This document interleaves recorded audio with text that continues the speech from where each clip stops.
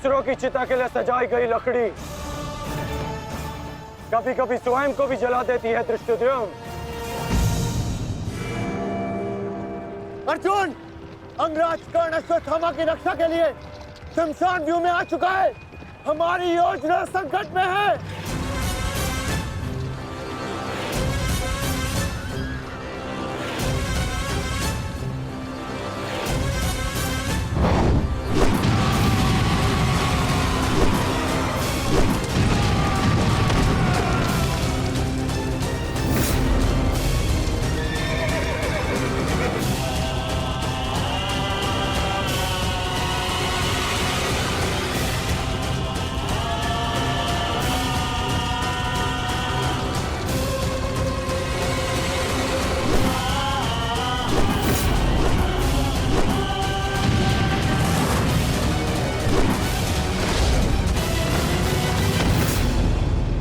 अश्वत्थामा!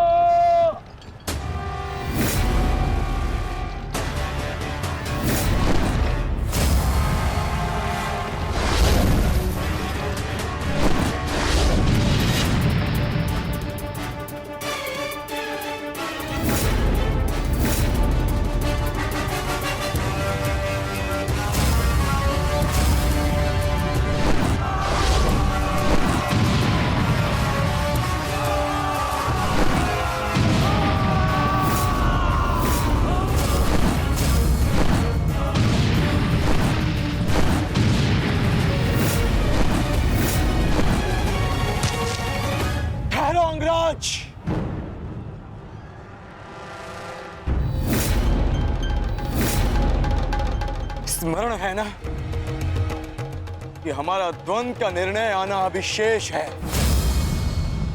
मैं युद्ध का आह्वान देता हूं।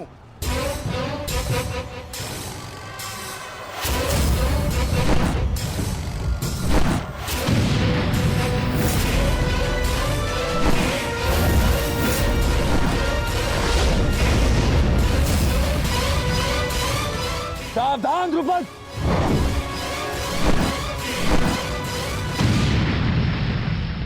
मेरा ही राज्य मुझसे ही छीनकर मुझे ही आधा राज्य भीख में दिया तुम्हारे पिता ने, और जिस आधे राज्य पर तुम शासन कर रहे हो वो मुझे स्वीकार नहीं है। इस अपमान का प्रतिशोध आज अवश्य लेकर रहूंगा। जो अपनी पुत्री का अपमान होने से न रोक सके वो अपने राज्य और अपने सम्मान की रक्षा क्या करेगा? तुम उस विषधर के समान हो जिसके विषदंत टूट चुके हैं। मेरी बात मानो और समर्पण कर दो, तुम्हारे प्राण बचे रहेंगे। प्राण तो अब तेरे नहीं बचेंगे।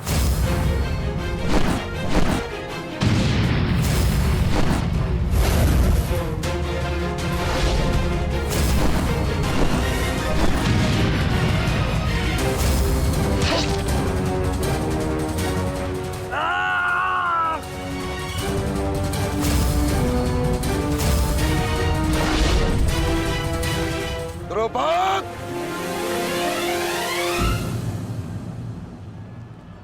तुम्हारी शत्रुता केवल मेरे साथ है, उसका प्रतिकार तुम मेरे पुत्र से मत लो, अन्यथा अनर्थ हो जाएगा। तुम्हारी गुरु दक्षिणा में मिला हुआ मेरा आधा राज्य तुमने अपने पुत्र को दिया, तो तुम्हारी शत्रुता का मूल्य भी तुम्हारे पुत्र को ही चुकाना होगा। सावधान!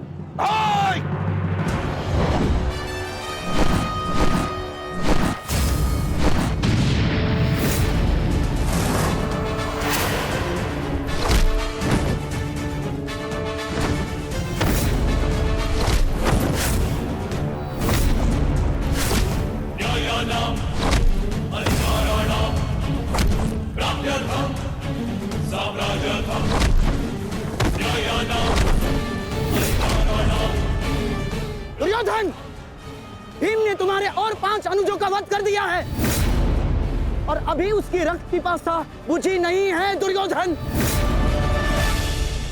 और उस दिशा में देखो, द्रोण द्रुपद नरेश के साथ द्वंद्व में व्यस्त है। अब केवल तुम ही उस भीम को रोक सकते हो दुर्योधन, शीघ्रता करो। तो क्या द्वंद्व बीच में छोड़कर जाओगे दुर्योधन? उसके लिए उनका अनुज पर्याप्त है। दोस्त आप जाइए, इनके द्वंद्व की कामना मैं पूर्ण करता हूं।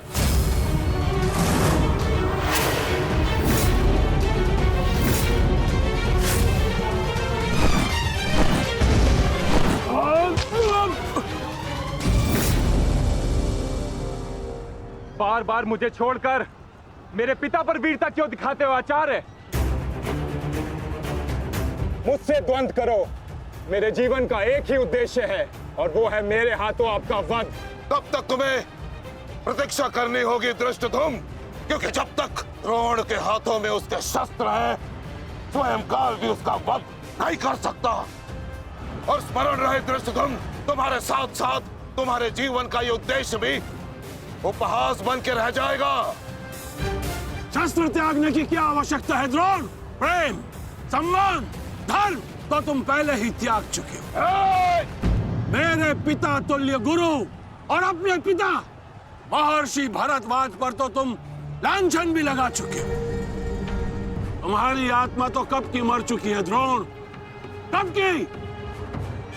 अब केवल यह शरीर है, इसे त्यागने का समय आ गया है और वो समय अभी है। सावधान द्रुपद!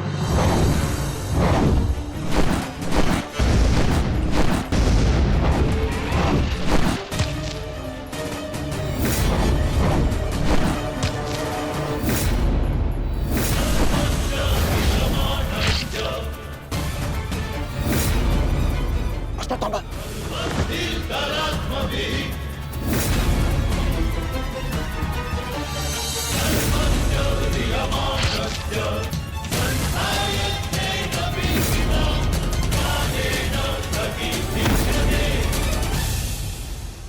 द्रुपद!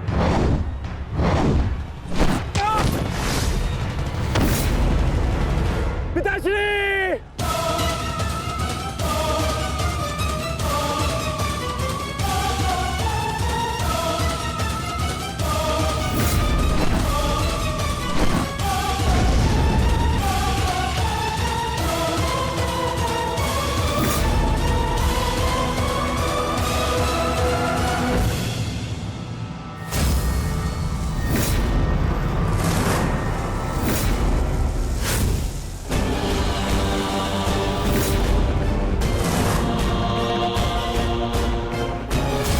सावधान अश्वत्थामा!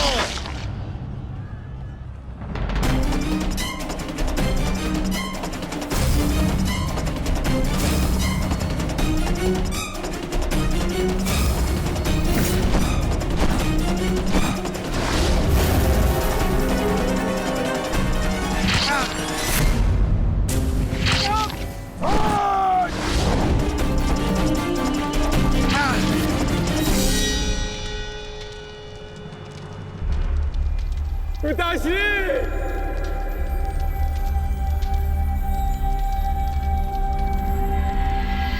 आचार्य द्रोण ने क्रोध में आकर अपने अग्नि शस्त्र से पांचाल नरेश को जीवित जला दिया है महाराज। अर्थात आचार्य द्रोण ने अपना वचन पूर्ण किया, उन्हें द्रुपद का वध कर ही दिया। तुम देखना संजय, तुम देखना संजय, एक दिन पांडवों का अंत भी निश्चित है। और दुर्योधन?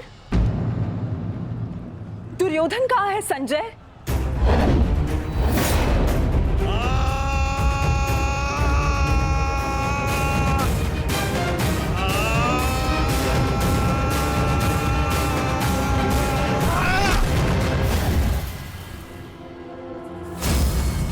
तुम्हें ज्ञात भी है, अब तक तुम्हारे 55 अनुजों का रक्त मैं अपनी गदा को पिला चुका हूं।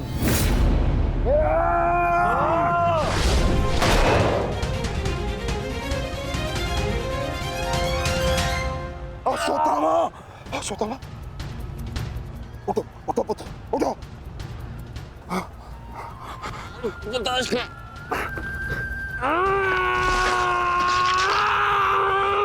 पुत्र पुत्र पुत्र, तुम बहुत अधिक चोटिल हो गए हो। तुम एक काम करो, तुम शिविर में जाओ, जाओ। नहीं पिताश्री, मैं कोई बालक नहीं हूँ पिताश्री जो इस चोट से हार जाऊंगा। एक योद्धा रणभूमि छोड़कर नहीं जाता पिताश्री। मेरी बात मानो, तुम्हें बहुत आवश्यक है वहां जाना। जाओ शिविर में जाओ, जाओ पुत्र, मेरी बात मान लो, जाओ जाओ पुत्र। अनर्थ कर दिया तुमने द्रोण। मुझे मेरे पिता की मुखाग्नि देने का अवसर भी नहीं दिया। अब तुम्हें आर्य भी मेरे हाथों से नहीं बचा सकते।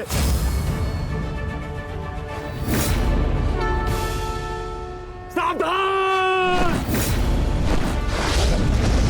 मैं जानता हूं तुम एक वीर योद्धा हो, पर तुम बहुत अधिक चोटिल हो गए पुत्र। तुम इस अवस्था में युद्ध नहीं कर सकते। तुम्हें उपचार की आवश्यकता है। जाओ, तुम्हें मेरी शपथ है पुत्र, जाओ। जो क्या पिताश्री?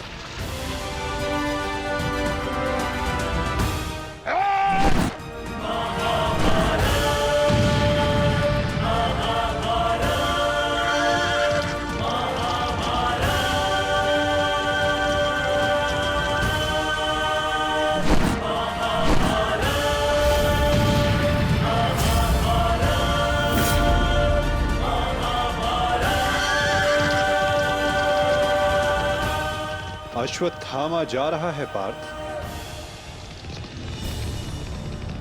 भीम और युधिष्ठिर को संकेत भेजो।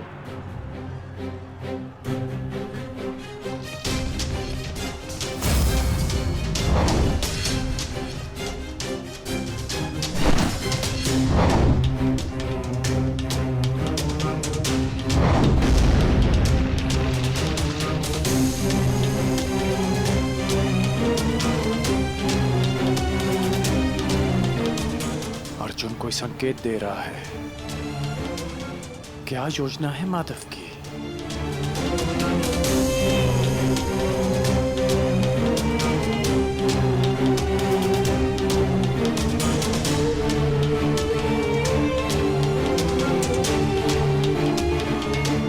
जाना तो नहीं चाहता, परंतु माधव का संकेत है। मुझे जाना होगा। प्रतीत होता है तुम्हारे जीवन के कुछ प्रहर अभी शेष है।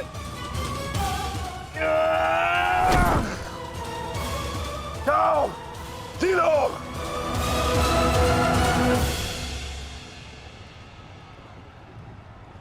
सारथी, आगे बढ़ो।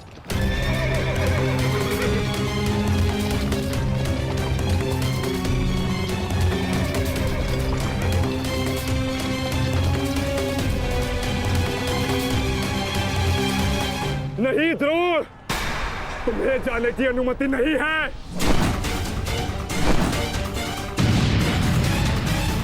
कर्ण, अश्वत्थामा की सहायता करो। वो बहुत अधिक जख्मी है और भीम उसके पीछे है। जाओ।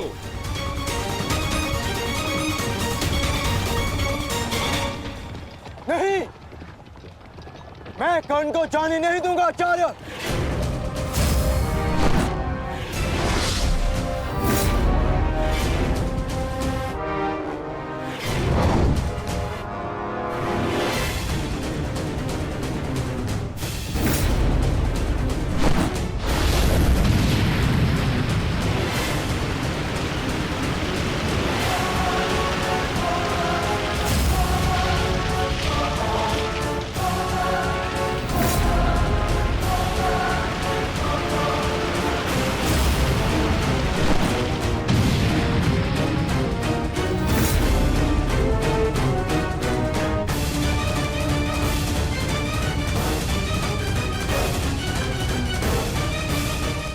स्मरण रहे पार्थ, यदि कर्ण अश्वत्थामा की सहायता के लिए वहां पहुंच गया तो हमारी योजना विफल हो जाएगी।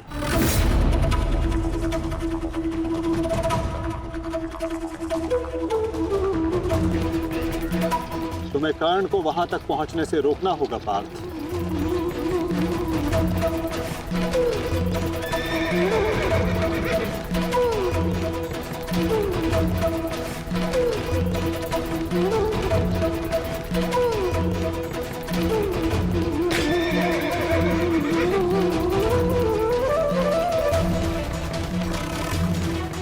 हमें केवल अश्वत्थामा के साथ बने रहना है। उसे किसी भी परिस्थिति में अकेला नहीं छोड़ना है। सत्यसेन, शीघ्रता करो।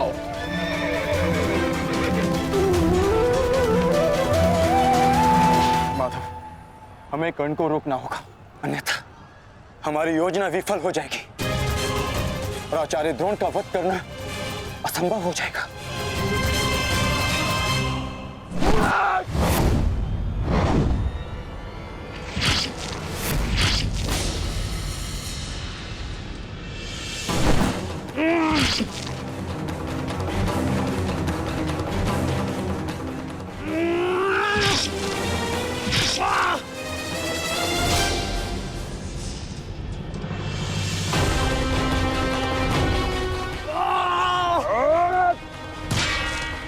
अभी भी समय है, लौट जाओ।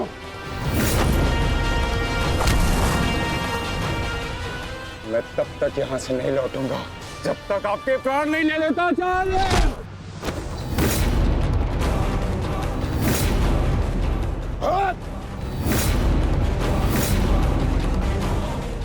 कहा था मैंने कि मैं पिता और पुत्र का वध एक दिन में नहीं करना चाहता, परंतु तुमने मुझे विवश कर दिया।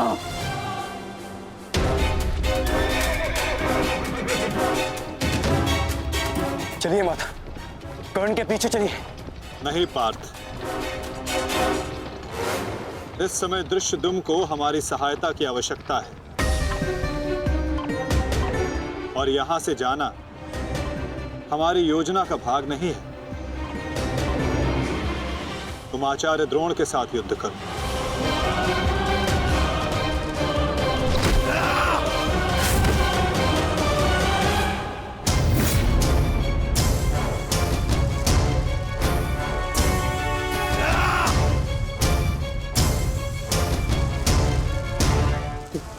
दूर हटो, मैंने कहा दूर हटो, मैंने तब परिणाम ठीक नहीं होगा।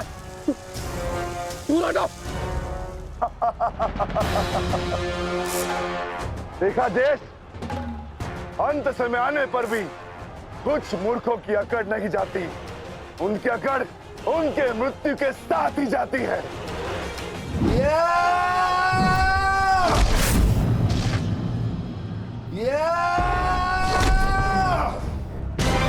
अश्वत्थामा! अब तुम्हारा अंत आ गया अश्वत्थामा। अश्वत्थामा!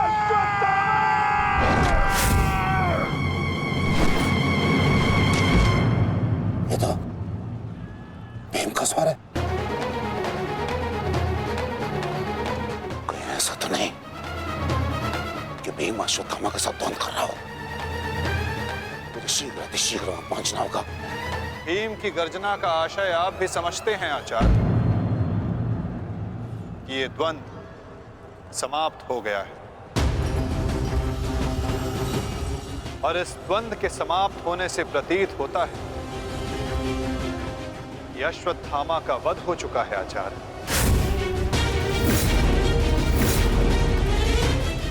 असंभव, असंभव नहीं है माधव। तो द्रोण का पुत्र अश्वत्थामा, और जब तक द्रोण जीवित है अश्वत्थामा को कुछ नहीं हो सकता। मेरा हृदय कहता है कि मेरा पुत्र जीवित है, कुछ नहीं हुआ उसे। और वैसे भी मुझे आपके बातों पे विश्वास नहीं है माधव। यही विचार पांडवों का भी था आचार्य कि युद्ध भूमि में उनके रहते हुए अभिमन्यु का वध नहीं हो सकता, उसकी मृत्यु नहीं हो सकती। परंतु ऐसा नहीं हुआ आचार्य। जब काल के रूप में जयद्रथ आ सकता है तो काल के रूप में विकोदर भीम भी आ सकते हैं। काल की गति को कोई नहीं रोक सकता आचार्य।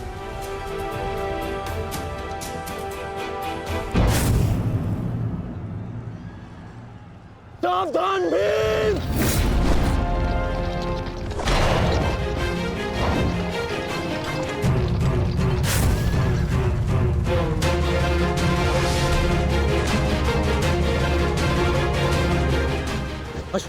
अश्वत्थामा, तुम ठीक हो? तुम ठीक हो? हाँ अंगराज,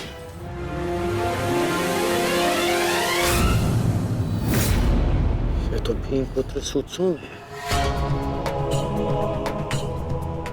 ये भीम कहाँ है? वो वही है जहां उन्हें होना चाहिए।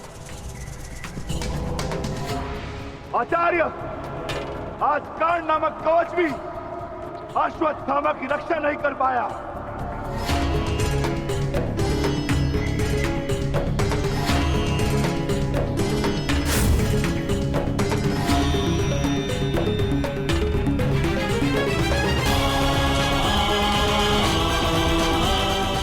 ये पांडवों की योजना है,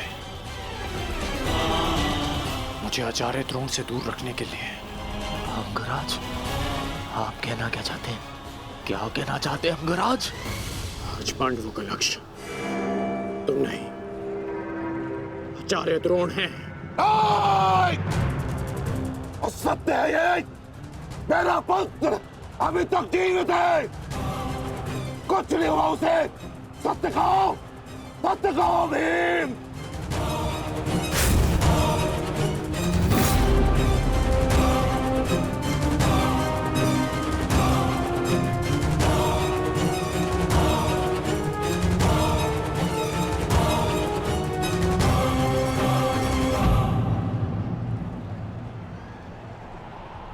धर्मराज, मैं तुमसे सुनना चाहता हूं, ये सत्य क्या है? कह दो कि मेरा पुत्र जीवित है। तुम्हारा उपयोग केवल मेरा ध्यान भटकाने के लिए था। मुझे इस बात का आभास क्यों नहीं हुआ?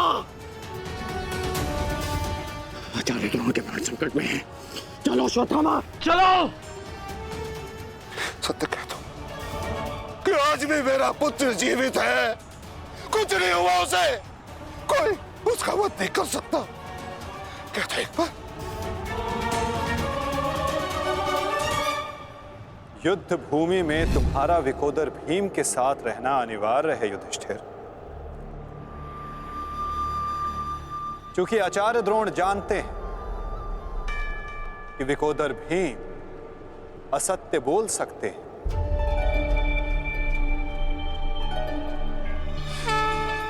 किंतु धर्मराज युधिष्ठिर नहीं। और वो ये सुनिश्चित करने के लिए तुमसे ये प्रश्न अवश्य करेंगे धर्मराज।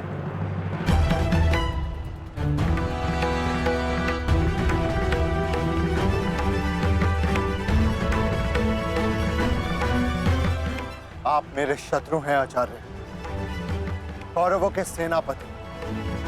ये आवश्यक नहीं कि मैं आपके हर प्रश्न का उत्तर दूं। शीघ्र करो सत्यसेन। प्रश्न का उत्तर तुम्हें देना होगा धर्मराज। भले मैं कौरवों का सेनापति हूं, परंतु ये मत बोलो कि मैं तुम्हारा गुरु भी हूं। इसलिए सत्य तुम्हें कहना होगा, बताना होगा मुझे। मेरा पुत्र जीवित है और यही सत्य है, मुझे पता है। बता दीजिए आचार्य द्रोण को सत्य क्या है? अधर्म को उसके घर में पराजित करने के लिए अधर्म की चौखट पार करनी ही पड़ती है युधिष्ठिर। ये सत्य है आचार्य द्रोण कि भीम ने अश्वत्थामा का वध कर दिया।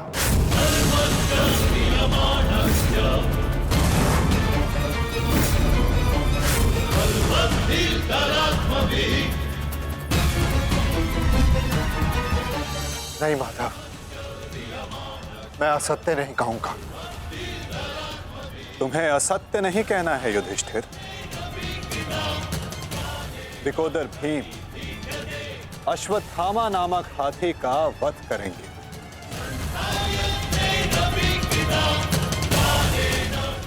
तुम्हें केवल यह कहना है कि अश्वत्थामा मारा गया। इससे ना तुम्हारा धर्म टूटेगा और हमारी योजना भी सफल हो जाएगी।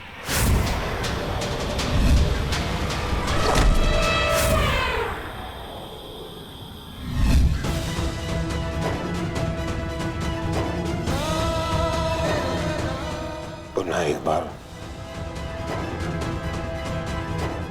कह दो धर्मराज कि ये सत्य है।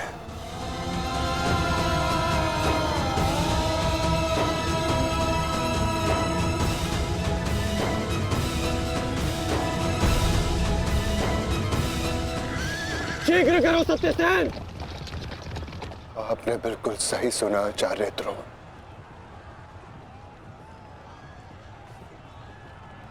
अश्वत्थामा मारा गया।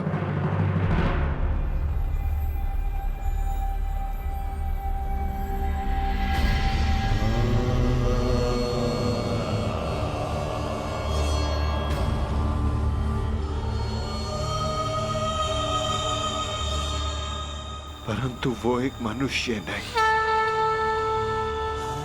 एक हाथी था।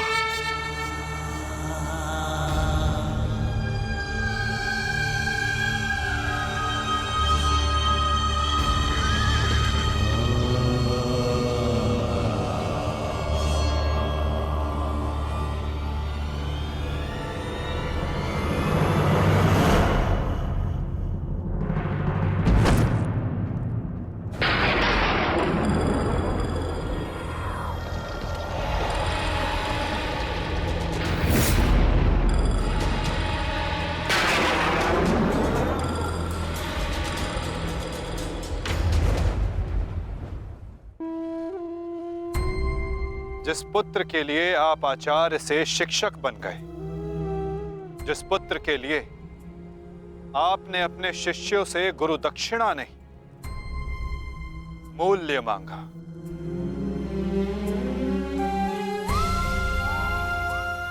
और उसी पुत्र के कारण आप एक एक करके अधर्म की सीढ़ियां चढ़ते चले गए आचार्य। मनुष्य प्रेम में उत्थान करता है, परंतु मोह में केवल उसका पतन होता है आचार्य। आप जिसे पुत्र प्रेम समझते रहे, वो पुत्र प्रेम नहीं, पुत्र मोह था आचार्य, और वही आपके पतन का कारण भी।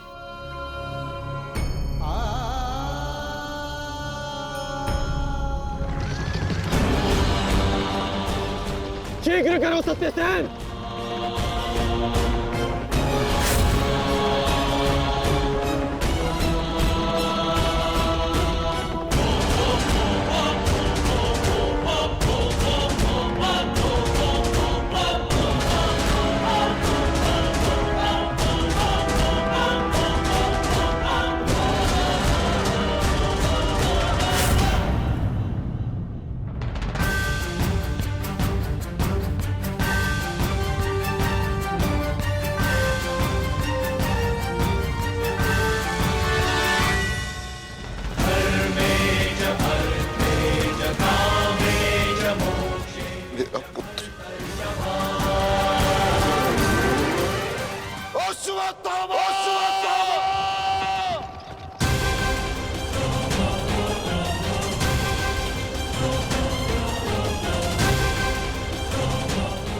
आपके साथ छल हुआ है आचार्य।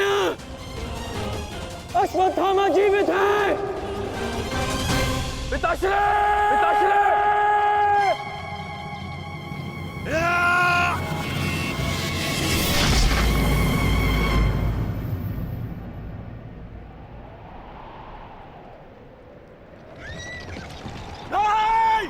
आचार्य!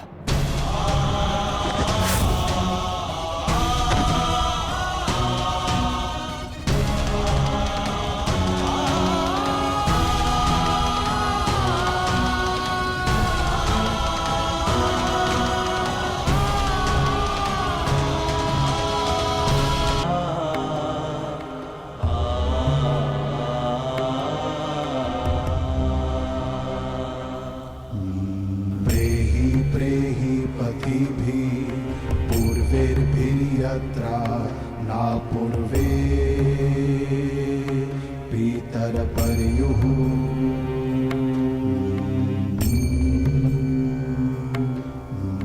भूभरार्जना स्वधया मदन्तायमं पश्यासि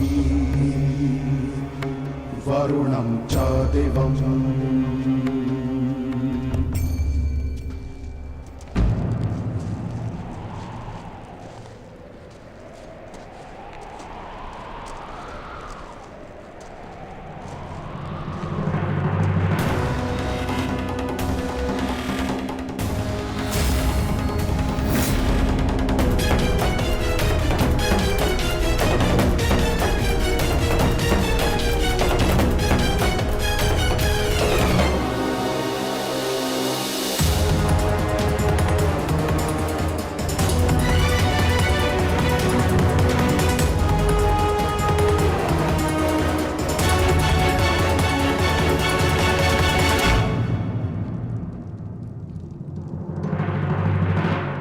लोभी, कुटिल, छलिया, कपटी, महाविनाशी, ये सारी उपाधि इस दुर्योधन की थी। परंतु आज युधिष्ठिर तुमने मुझसे ये सारी उपाधियां छीन ली और अपनी बना ली। आज तुम इन सारी उपाधियों के सम्राट बन गए।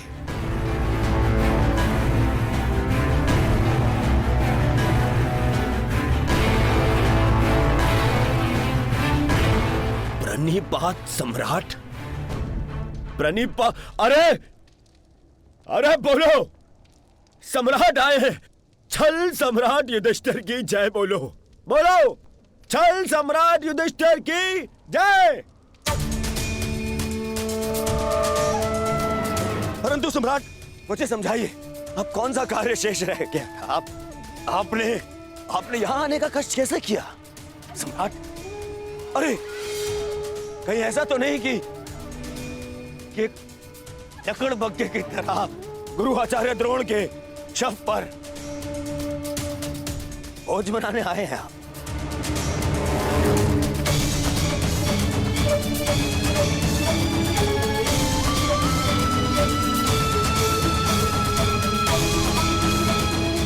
भोज मनाने आए हैं?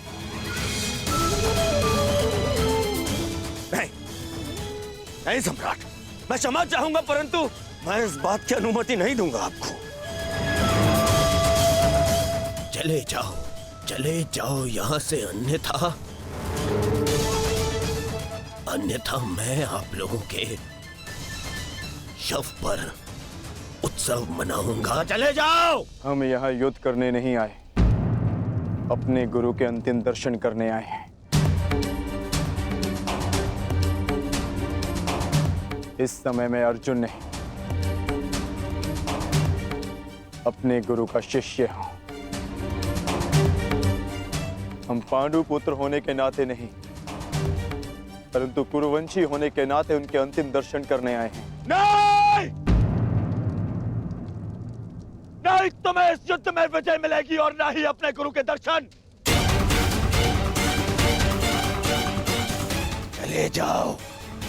चले जाओ यहां से, अन्यथा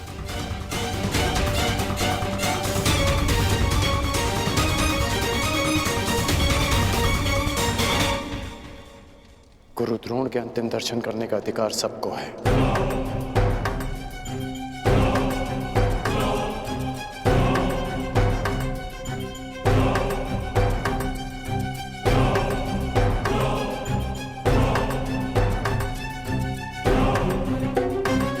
बहुत बड़ी गुरु दक्षिणा दी आपने अपने गुरु को, छल से मृत्यु दी तुमने अपने गुरु को।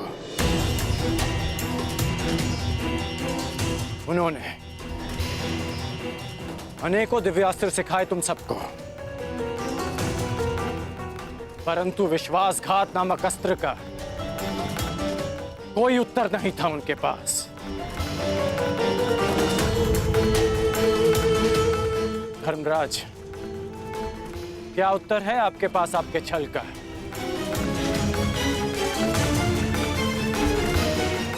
बताइए। मेरा चयन बिल्कुल ठीक था, दुर्योधन तुमसे बेहतर राजा होगा।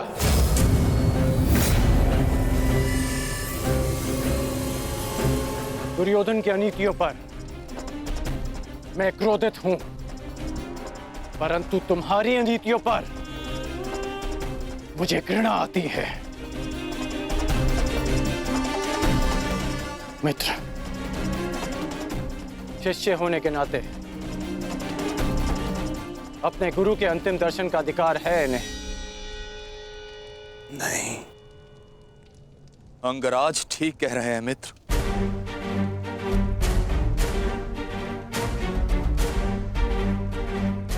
इन्हें अधिकार है।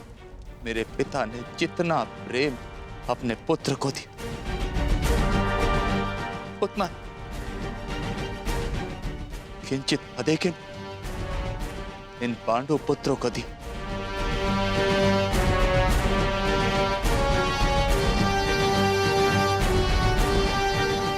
उससे भी अधिक इस अर्जुन को। एक पुत्र अपने पिता का ऋण चुकाता है, उसे जीवन देने का ऋण। मैं भी अपने पिता के दिए जीवन का ऋण चुकाऊंगा, और वो ऋण पांडवों को चुकाना होगा।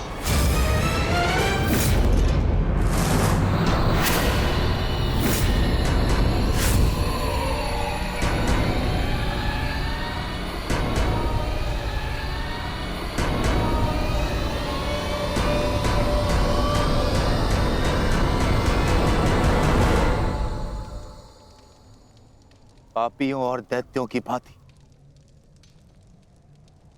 तुम लोगों ने विद्या पर लांछन लगाया है।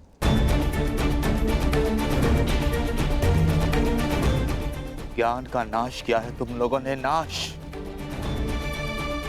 धिक्कार, धिक्कार है तुम लोगों पर।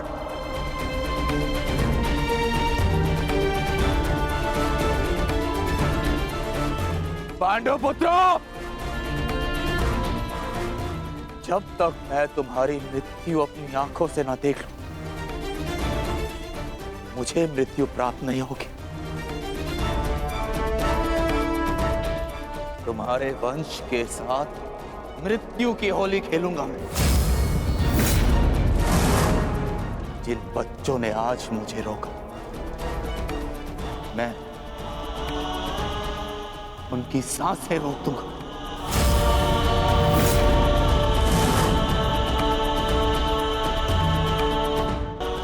मैं उनकी सांसें रोक दूंगा।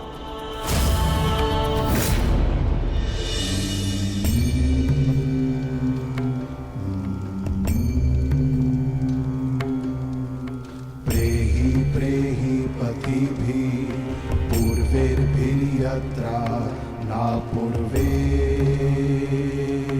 पितरपर्युः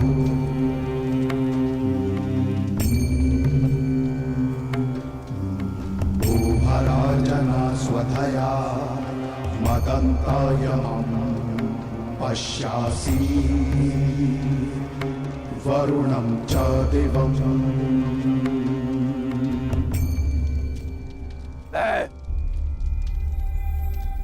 द्रोण पुत्र अश्वत्थामा, ये प्रण लेता हूं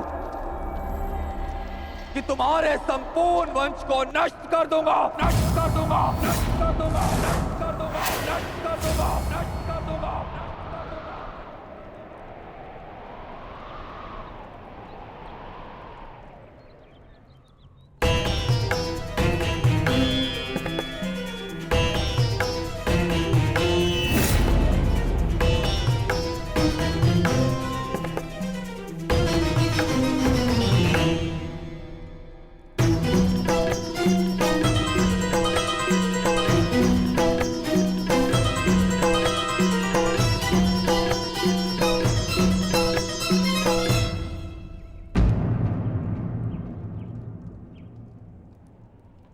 क्या सोच रही हो सखी?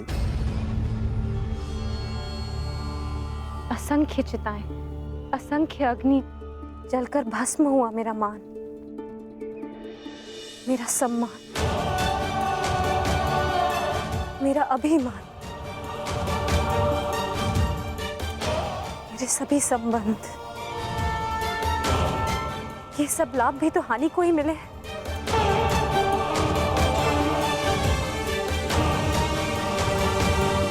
वो देखिए माधव,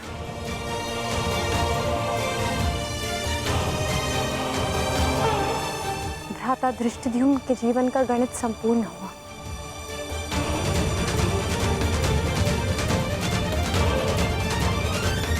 अब उनके जीवन का न्यून लाभ है। इस जटिल गणित में न केवल हानि और लाभ है सखी, इस गणित के अनेकों कोण भी हैं। उधर देखो, तुम्हारी पुत्र वधू खड़ी है।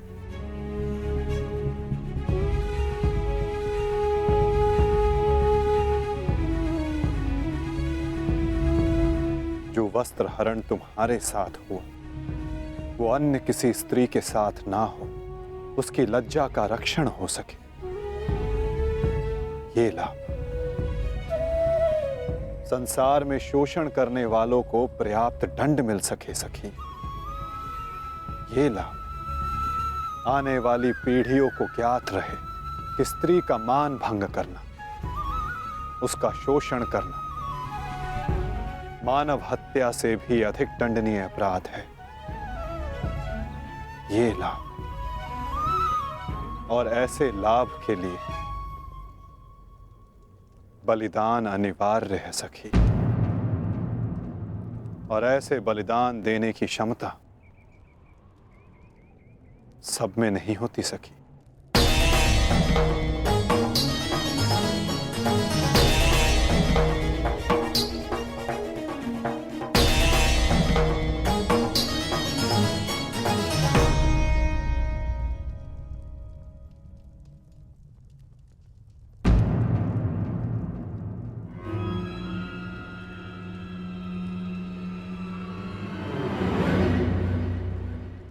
सुप्रिया का संदेश आया है भगतग्राम से।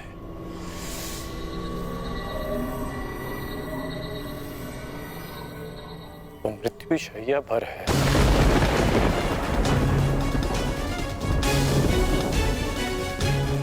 इसमें लिखा है कि उसके पास अधिक समय नहीं बचा। हमें शीघ्र उसके पास पहुंचना होगा कर्ण। उसे तुम्हारी आवश्यकता है।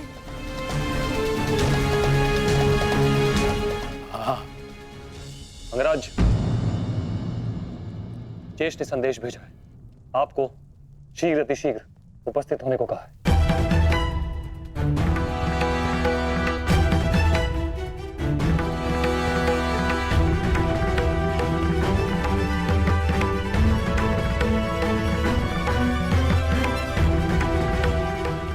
मुझे जाना होगा, दुर्योधन के पास जाना होगा।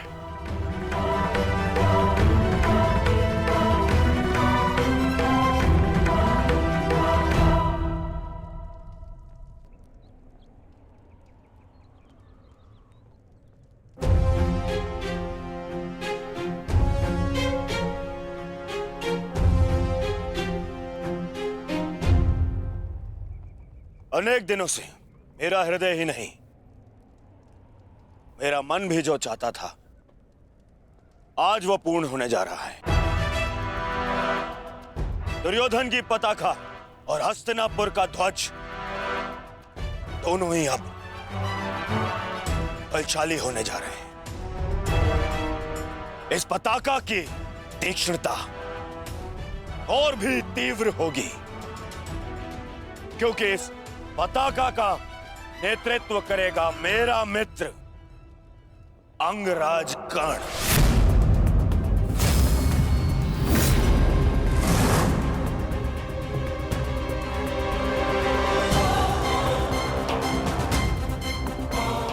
मित्र, आज से मैं निश्चिंत हो गया।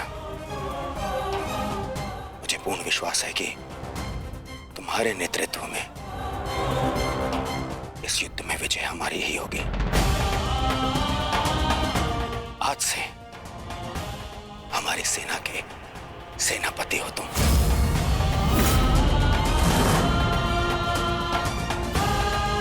दुर्योधन, किसी दासी स्त्री के लिए पति चुन रहे हो या अपनी सेना का नायक चुन रहे हो?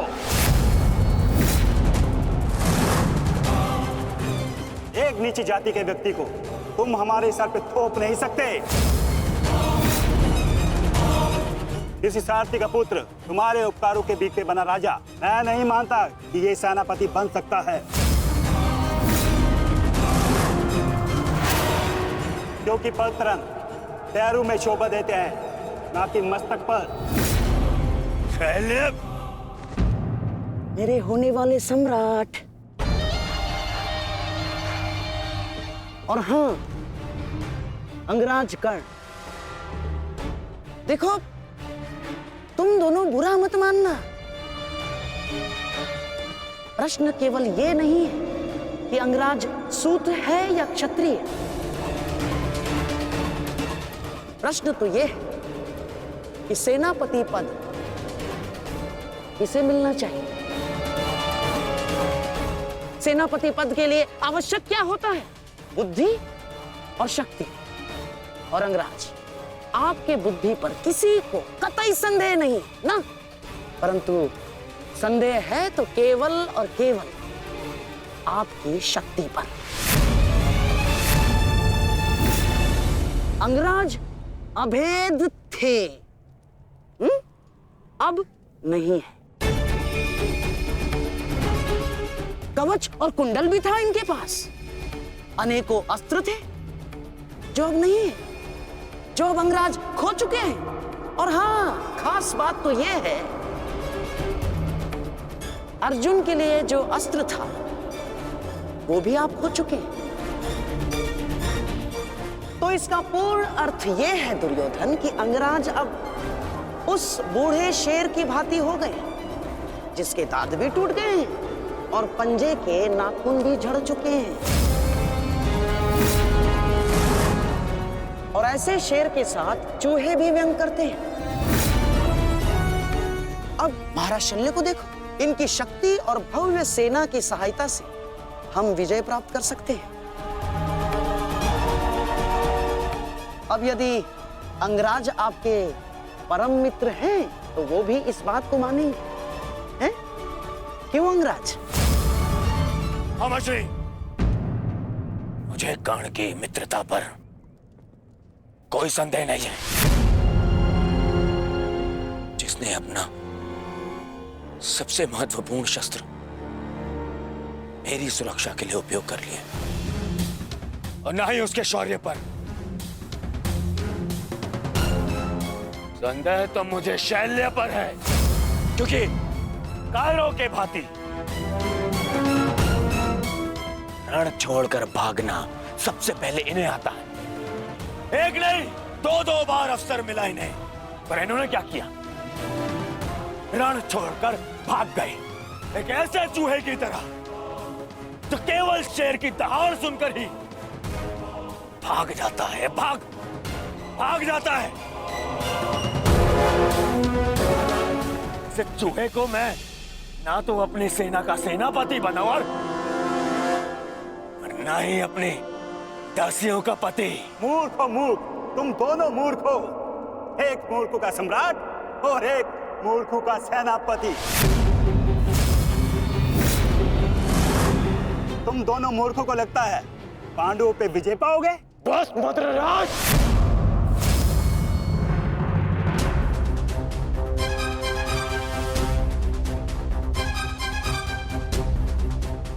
मैं भले ही छोटी जाति का हूं, परंतु तुम्हारे कार्य और तुम्हारी जीवा मुझसे भी निचली जाति के हैं। तुम्हें मेरे माता पिता का ऋणी होना चाहिए कि उन्होंने मुझे अच्छे संस्कार दिए, नहीं तो अभी तक तुम्हारी जीवा मेरे पैरों के नीचे होती।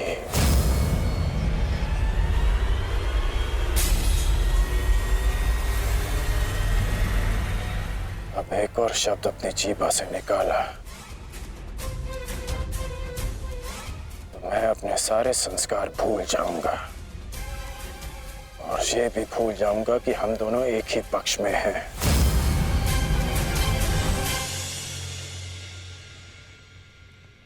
कुछ भी कह लो, कुछ भी कर लो, जब तक तुम सेनापति हो मैं नहीं लड़ूंगा।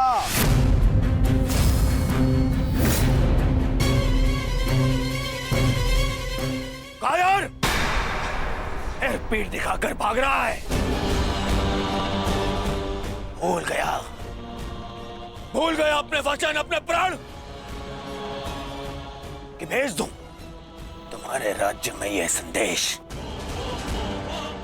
कि उनका राजा न केवल भगोड़ा है और अपने वचन भी नहीं निभाता।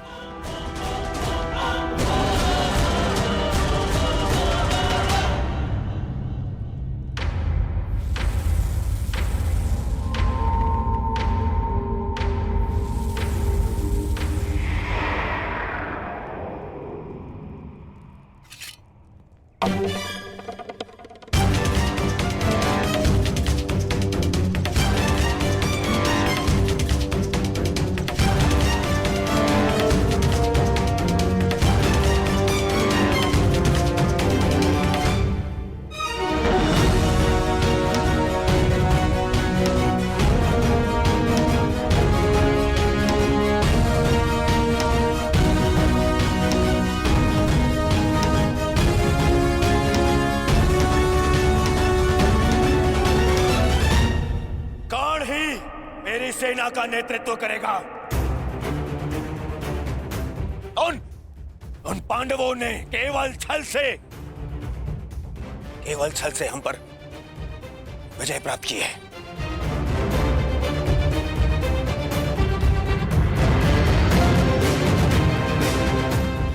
कर्ण मेरा कवच है, मेरा विश्वास है।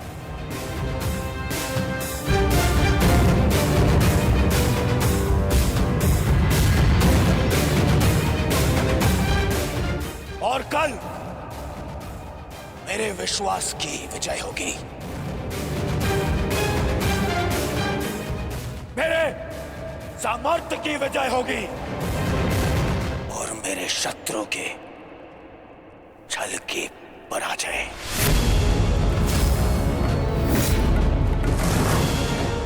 अंगराज कर्ण की, अंगराज कर्ण की, सर सेनापति की, सर सेनापति की।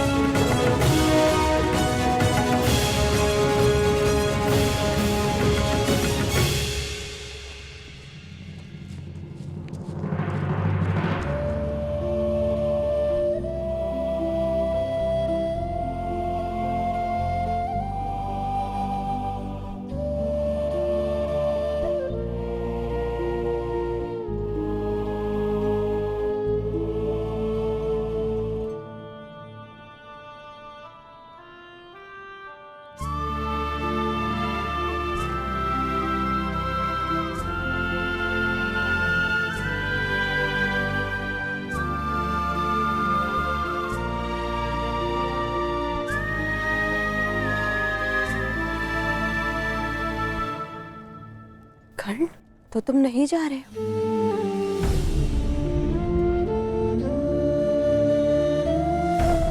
कर्तव्य का बंधन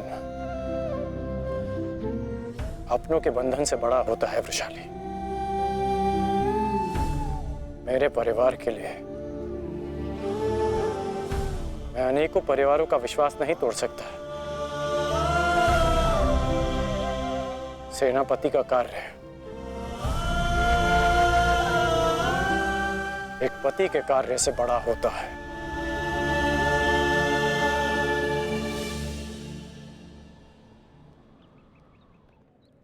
दुर्योधन को, इस सेना को मेरी आवश्यकता है। मैं अपने कर्तव्य से पीछे नहीं हट सकता।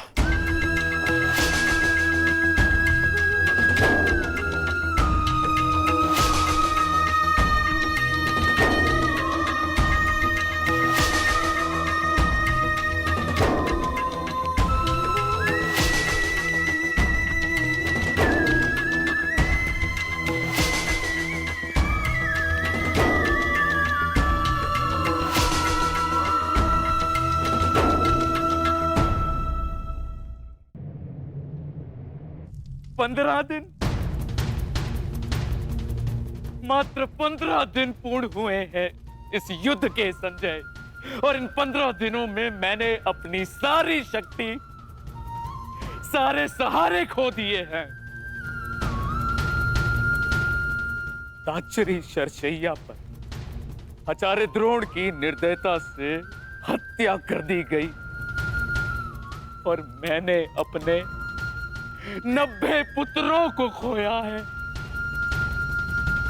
अब और क्या खोना शेष है? क्या मैं अपने 10 पुत्रों को भी खो दूंगा? जब मेरा कुरुवंश ही समाप्त हो जाएगा, जब मेरा पिंड दान करने के लिए कोई नहीं रहेगा, तो क्या लाभ ऐसे विजय का, और क्या हानि ऐसे पराजय से? ये कैसा अकाल आया है संजय, जिसने मेरे कुरुवंश के वृक्ष की सारी शाखाओं को सुखा कर रख दिया। किस काम की? इस प्रकार से अपनी आशा को मत खोइए महाराज। युद्ध अभी शेष है, और अंगराज कर्ण ने आज ही सेनापति का पद संभाला है महाराज। वो अपने वचन को अवश्य ही पूर्ण करेंगे, और जब तक अंगराज कर्ण जीवित है महाराज, तब तक कुरुवंश के वृक्ष को कोई नहीं सुखा सकता महाराज। हरि कहाँ है? वो जा चुकी है महाराज। जा चुकी? परंतु कहाँ? उन्हें सूचना मिली है कि निकट के गांव में महर्षि वेदव्यास प्रवास कर रहे हैं महाराज, और वो शीघ्र ही कुरुक्षेत्र में जाने वाले हैं। और महारानी को आशा है इस महाविनाश को रोकने के लिए महर्षि वेदव्यास से मिलकर कोई बीच का मार्ग अवश्य निकालेंगे। जिस प्रकार से आपके पुत्रों के जन्म के समय महर्षि वेदव्यास ने विशेष सहायता की है, उसी प्रकार से आपके पुत्रों के जीवन के रक्षण के लिए सहायता अवश्य करेंगे महाराज। मूर्खता है ये, मूर्ख है महारानी। संजय, शीघ्र ही कुछ सैनिकों को भेजो और महारानी को लौट आने को कहो। जी महाराज। भेजो।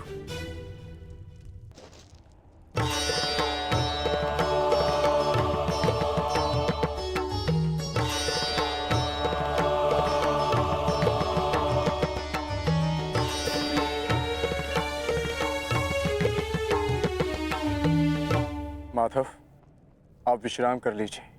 सूर्य उदय होने में केवल एक प्रहर शेष है। मुझे ज्ञात है पार्थ, और आज का ये सूर्य उदय न केवल अपने साथ प्रकाश या सूर्य की किरणें लाएगा, आज का ये सूर्य उदय अपने साथ एक परीक्षा भी लाएगा पार्थ।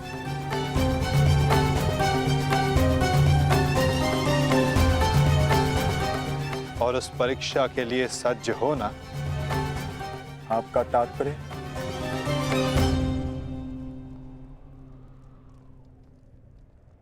आज से व्यूह रचना का भाग केवल भाग नहीं रहेगा पार्थ, स्वयं व्यूह रचनाकार होगा पार्थ।